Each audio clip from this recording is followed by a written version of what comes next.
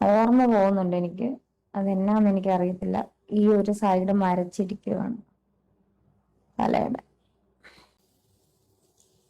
മുഴുവൻ കയ്പാണ്. എൻ്റെ മുടിയെല്ലാം ഒരുമാതിരി പശ പോലായി.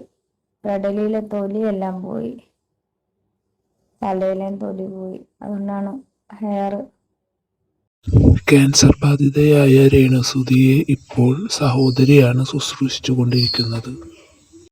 ഏക മകൻ ഋതപ്പനെ ഓർത്തു മാത്രമാണ് രേണുസുധിക്ക് ആകെയുള്ള വിഷമം. രേണുസുധിക്ക് എന്തെങ്കിലും സംഭവിച്ചാൽ അവനെ ആര് നോക്കും, അവന് ആരുണ്ടെന്നുള്ള വിഷമം മാത്രമാണ് ഇപ്പോൾ ഉള്ളത്. ക്യാൻസറിനോട് മല്ലിട്ടുകൊണ്ടിരിക്കുമ്പോഴും മുഖത്തുള്ള പുഞ്ചിരി മായാതെ സൂക്ഷിക്കുന്നുണ്ട് രേണുസുധി.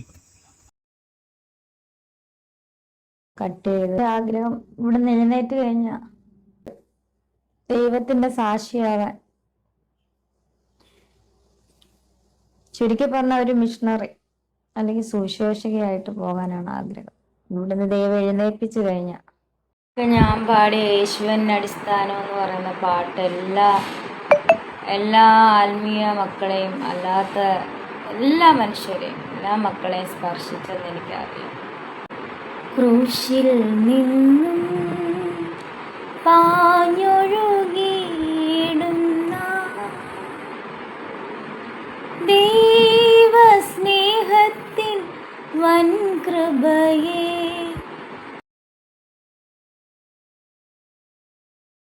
ഇതാണ്ട AC ഇതാ നിന്ന് കാണിച്ചൊക്കെ ക്യാമറമാനോനെ. സോ നല്ല AC ആണ് മേടിച്ചത്. അതുകൊണ്ട് എനിക്ക് വളരെ സൗഖ്യത്തോടെയും സമാധാനത്തോടെയും ഞാനിവിടെ കിടക്കുന്നു. സായി കൃഷ്ണ, നിങ്ങൾക്കറിയാം, സീക്രട്ട് ഏജൻറ്റ്, നമ്മുടെ ബിഗ് ബോസിലെ സീക്രട്ട് ഏജൻറ്റ്. അദ്ദേഹവും വൈഫും സിജോയും വൈഫും കൂടെ വന്നിരുന്നു. കീമോ ചെയ്തതിൻ്റെ ചൂടെന്ന് പറഞ്ഞാൽ വളരെ ചൂടാണ്. ശരീരത്തിനുള്ളിൽ നിന്ന് ചൂട് ഇങ്ങനെ വന്നുകൊണ്ടിരിക്കുകയാണ്. അപ്പം ഞാൻ അത്ര ചൂടിൽ കിടക്കുമ്പോഴാണ് ഇവർ വരുന്നത്. ഈ ചൂടല്ലേ, വേഗം പോയൊരു AC മേടിക്കുക. എന്ത് AC മേടിക്കാനോ? AC മേടിക്കുക ചേച്ചി, എന്നാ പൈസ ഒരു നല്ലൊരു എമൗണ്ട്. ഞാൻ എമൗണ്ട് പറയുന്നില്ല, ഞാനത് പറഞ്ഞാൽ അത് വേണ്ട, ശരിയാകത്തില്ല. സായി അത് പറഞ്ഞിട്ടില്ലെന്ന് തോന്നുന്നു. എൻ്റെ കൂടപ്പിറപ്പ് ഒരുപാട് കഷ്ടപ്പെടുന്നുണ്ട്. എനിക്ക്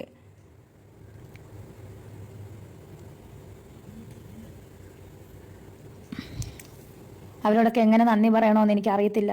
ഞാൻ എന്ത് ദ്രോഹം ചെയ്തിട്ടാണെന്ന് അറിയത്തില്ല.